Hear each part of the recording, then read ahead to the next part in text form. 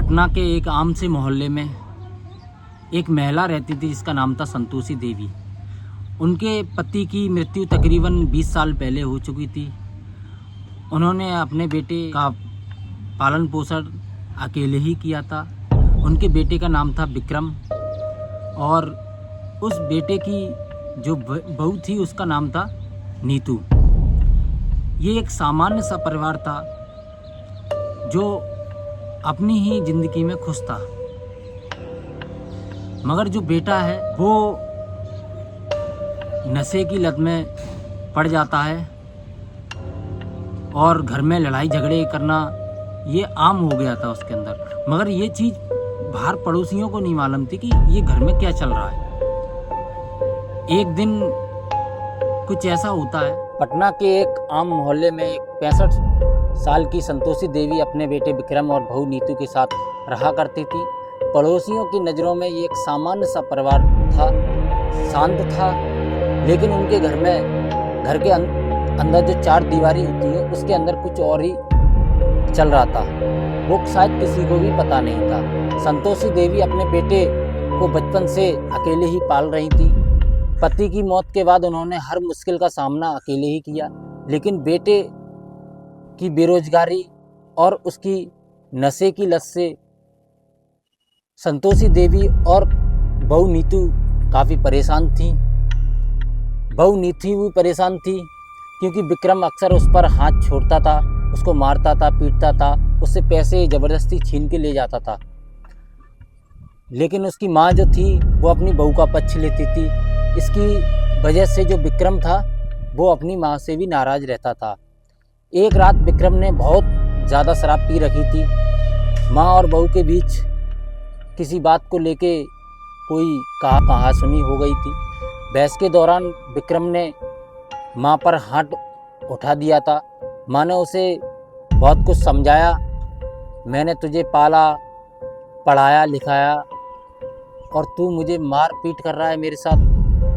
बस यही शब्द विक्रम को जहर लगने लगे। रात के करीब 1 बजे विक्रम ने अपनी माँ का गला दबाकर मार दिया।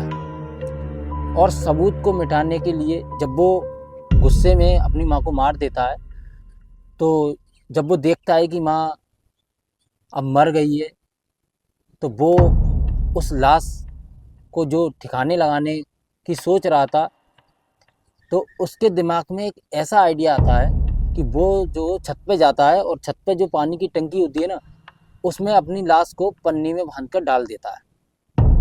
और इस बात की अभी तक किसी को भनक भी नहीं लगी थी और तकरीबन 2 महीने तक उसी पानी को यूज़ करा जाता है।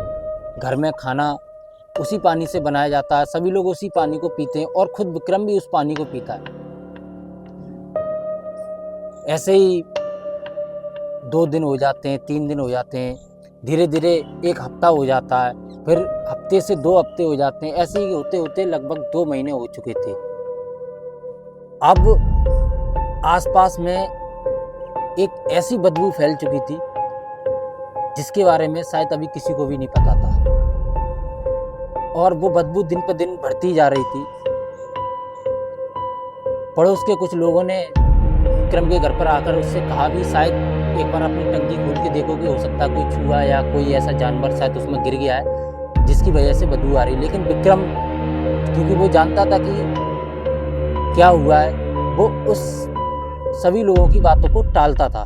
लेकिन कुछ ऐसा होता है कि एक दिन जो विक्रम की पत्नी है वो नीतू वो घर की छत पर कपड़े धो रही थी वो अपनी छत पर। और जैसे ही वो कपड़े धोने के बाद पानी ख़त्म हो जाता है फिर वो पानी टंकी से लेने जाती है। जैसे ही वो टंकी का ढक्कन उठाती है तो वो देखती है कि उसमें एक लाश तैर रही है और उसको देखने के बाद उसकी चीखें इतनी तेज उठती हैं कि आसपास के लोग दौड़कर उसके पास आते हैं।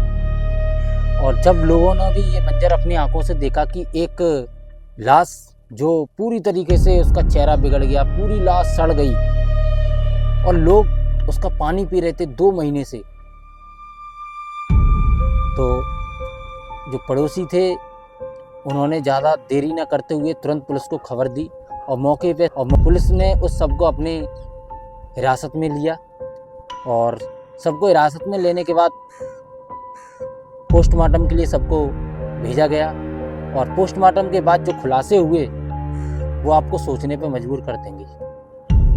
सबूत को मिटाने की तो काफ़ी कोशिश की, लेकिन कहते हैं ना कि जुर्म कभी छुपता नहीं है।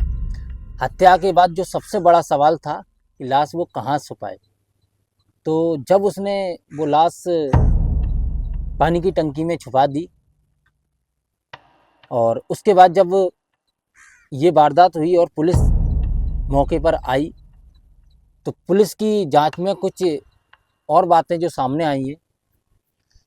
जब पुलिस ने विक्रम से सवाल किए तो पहले तो उसने काफ़ी सारे बहाने बनाए कि माँ अक्सर घर में बीवी से झगड़ा किया करती थी। एक दिन शाम को ऐसा ही हुआ था कि घर में झगड़ा हुआ था और माँ अपने मायके गुस्से में चली गई थी। लेकिन जब सख्ती से उससे पूछताछ हुई तो उसने अपनी चुप्पी तोड़ी और कुछ बताया।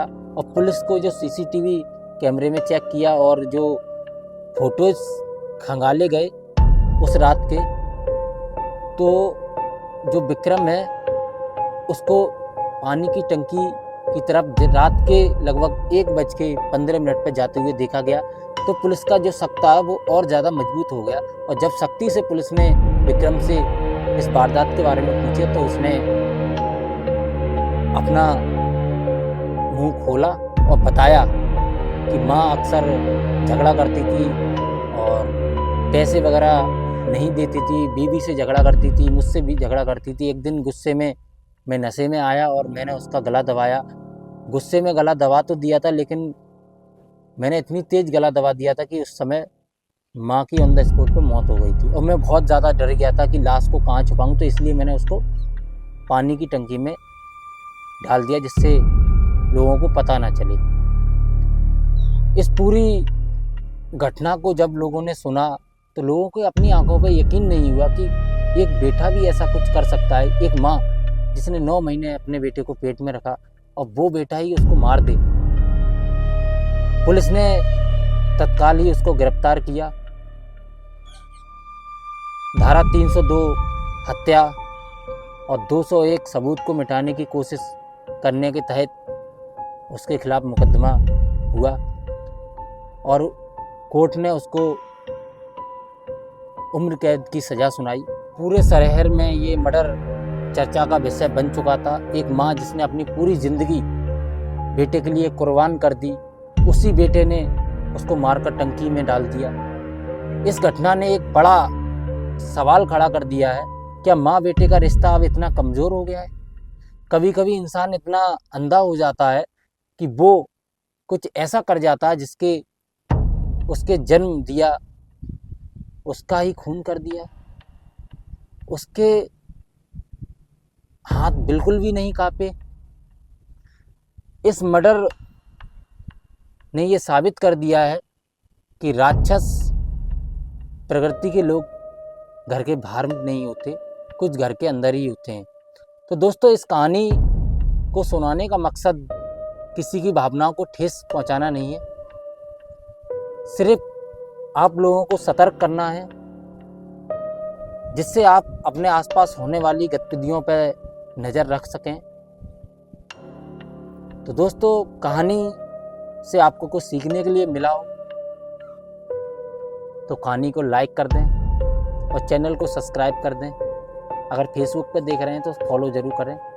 मिलते हैं कल एक और नई कहानी के साथ। जय हिंद, जय भारत।